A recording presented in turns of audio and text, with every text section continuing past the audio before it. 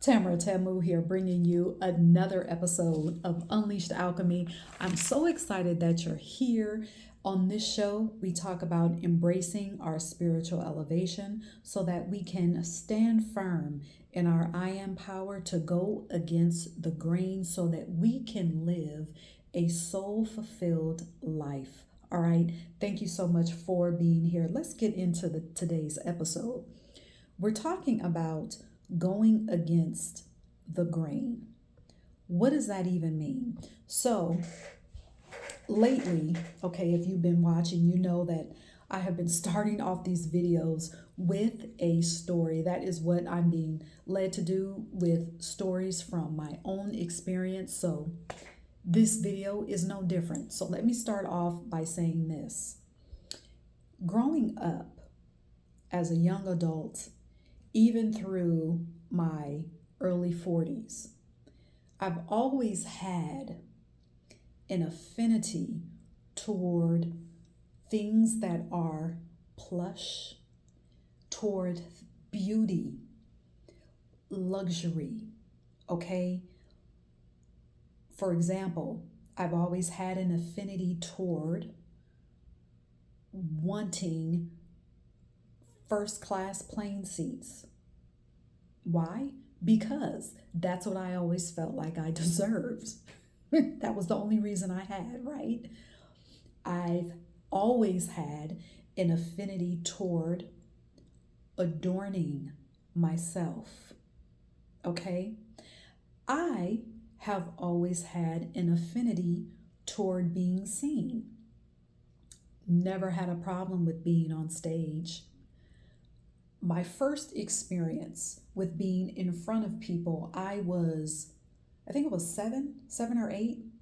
And the kids, including myself, there were kids that I played with in our neighborhood, one of the neighborhoods that we grew up in. And we all put together a show. There was music and dancing. I had no problem doing that. I had experiences with singing on stage, acting on stage, modeling. Never a problem for me. I enjoyed being out in the front. Well, let's go back to my affinity toward luxury.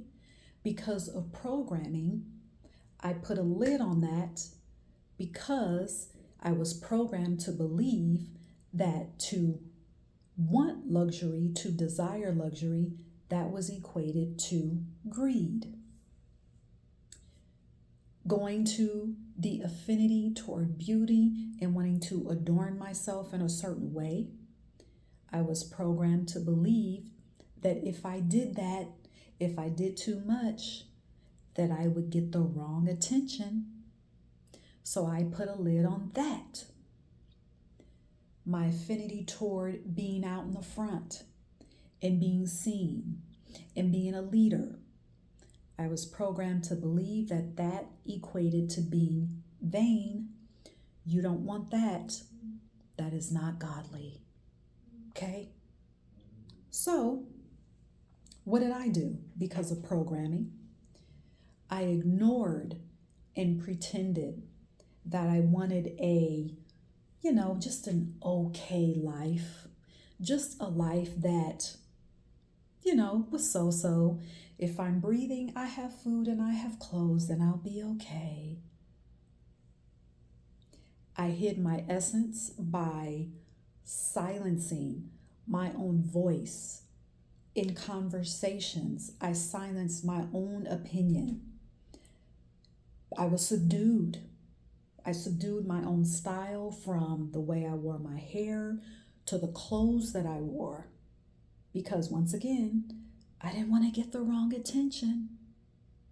So, all in all, I put myself in a shell because my essence carried aspects that seemed to be unacceptable because of programming. And I want to say this here, and I'll go back to this. This is why you have many people that are a part of loving families that even have loving friends, but they can still feel alone. They can still feel like an oddball. And again, we'll go back to that in a minute. So, back to the shell I started talking about. I stayed in the shell well into my adulthood. So now as a child, because of these aspects that I carried, that I put a lid on, I felt different from everyone around me. Even with the friends that I had, I felt like I didn't fit in. I didn't fit in with the religion that I grew up in. I felt like I didn't fit in with my family. All right?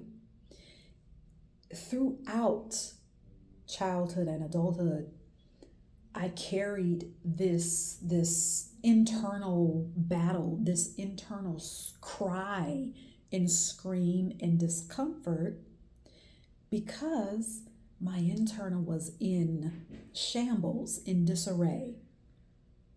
I always wanted to run away physically, not realizing that me running away physically, it was not going to cure the internal disarray that I felt.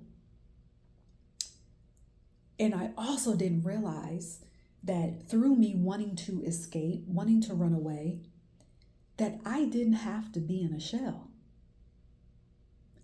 I could end the internal battle.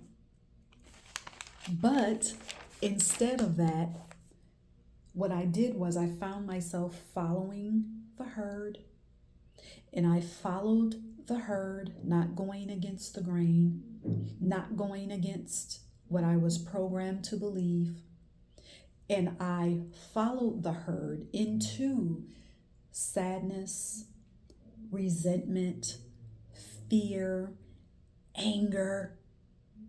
I was a walking coffin. Okay?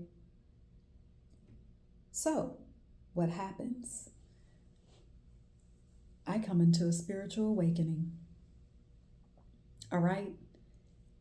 My spiritual awakening allowed all of those aspects of me to resurface, which gave me the opportunity to look at those aspects, to observe those aspects through the lens of my soul, not through lens of programming, not through the lens of the old operating system that I had been operating from, not through the old identity that I had been operating from. I also realized that by surrendering to Spirit's guidance, I would be going against the grain, even now. So let me give you some examples of what going against the grain could mean. I'm going to share with you what it means for me in my life. Perhaps you share the same. Some of these are very general, and I'm pretty sure you can pick out some similarities between what I'm going to share with you with these examples in your life. So, going against the grain means going against what could be viewed as traditions. Traditions can include holidays. Traditions can include what boundaries look like. Traditions can include how you are used to communicating. A tradition is anything that someone has grown accustomed to. That can be a tradition. So probably the most obvious example that I can use is religion.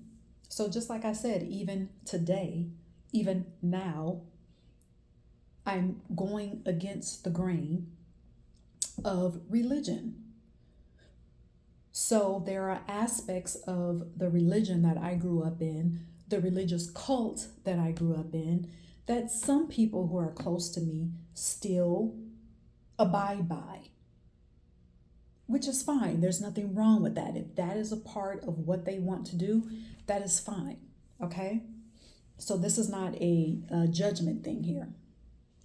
But I had someone listen to, or someone decided, I didn't tell them to, but they listened to a video of mine on ALCHEMY.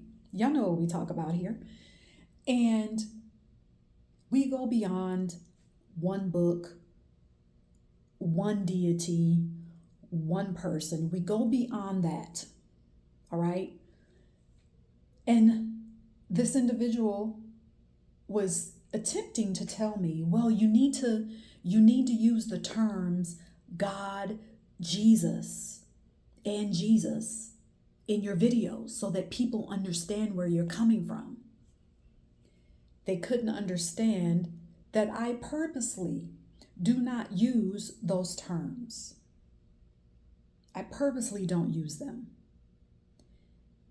First of all, Jesus, Yahshua, was just one individual who, and this is a totally different topic, but that was one individual. I believe that Yahshua was a type of person. He wasn't the only one that exuded that God power, goddess power, and was showing other people, you carry inner magic. You carry the power to call the unseen into the seen. There were women that embodied that as well. Okay? I don't use the term God because God is limited. That term is limited to me. So that is going against the grain. And I'm willing to do that because of who I came here to be. All right? So that's one example. So let's talk about the example of communication. A tradition in communicating, or perhaps how you have communicated, is that you stayed silent because you didn't want to be viewed as disagreeable or mean or doing too much or saying too much. Well, here's the deal. You have, if you're concerned in not saying too much, you have to know that you're guided in all of your ways, which means that you're guided in what you say. And you have to know that your experiences, you've gone through enough, you've been initiated into this life, and you've experienced enough in your life where you can say, okay, Spirit, guide me on what to say in any situation. So that's the first thing, all right? So now you may find yourself stepping into who you are as an assertive being, stepping into who you are as knowing that the power of your words can heal, can shed light, can shed love. And so now you're speaking up more. You're not afraid to be seen. You're not afraid to be heard because you know that your voice carries the breath of life. If communicating has not been what you're known for, that it's a tradition, now you're going against the grain with speaking and using the power of your words. So let's use the example of luxury. So I used this example earlier in the video. Now, we know that luxury goes beyond money. I see luxury as going beyond even having material, a few material things. For me, here's a side note, I call myself a minimalist luxurious. Is luxurious a word? It will be for this video. I enjoy a few expensive pieces. If we're talking about luxury in the sense of material things, but for me, luxury also means freedom in being able to invest my time in how I see fit in every single day, not being held to a schedule except for the one that I create for myself. That is also what luxury means to me. But let's use the example of money, all right? Because we've seen it. We know that when you have a certain amount of money in your hands, you do have access to more expensive, luxurious things, all right?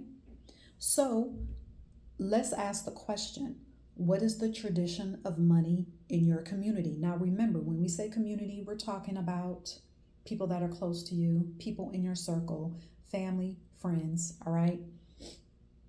So remember when I said my affinity toward luxury, I was programmed to think that meant greed. Perhaps you have been programmed to think the same way.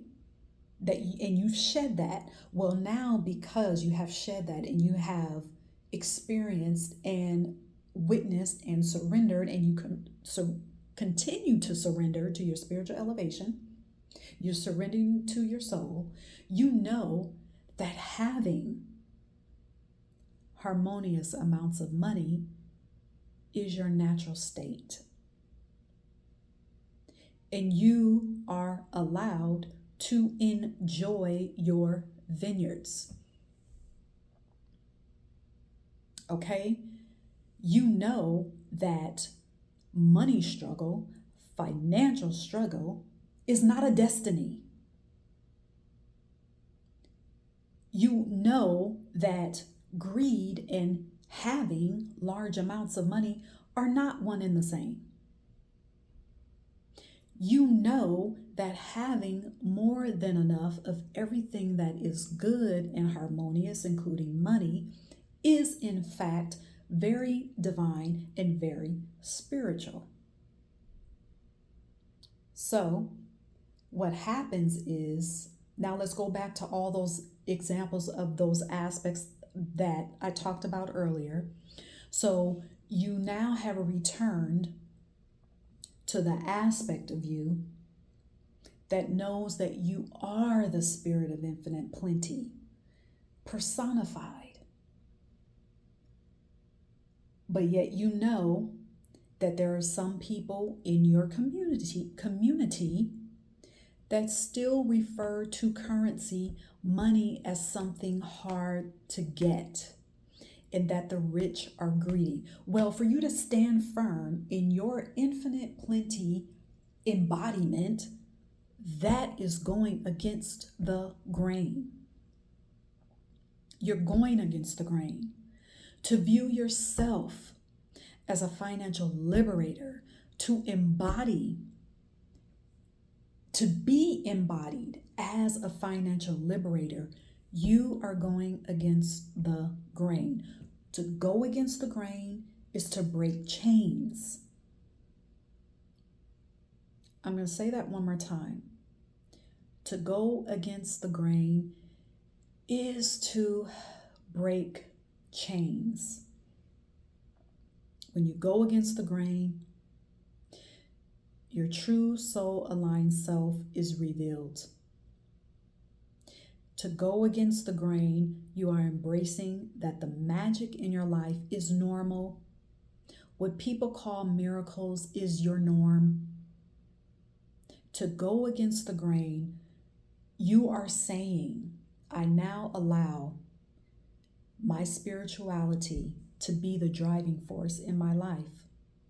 To go against the grain is where your spirituality, which is the driving force in your life, is now on full display. To go against the grain is to commit righteous disruption. Okay? So I leave you with that. Until next time, cheers.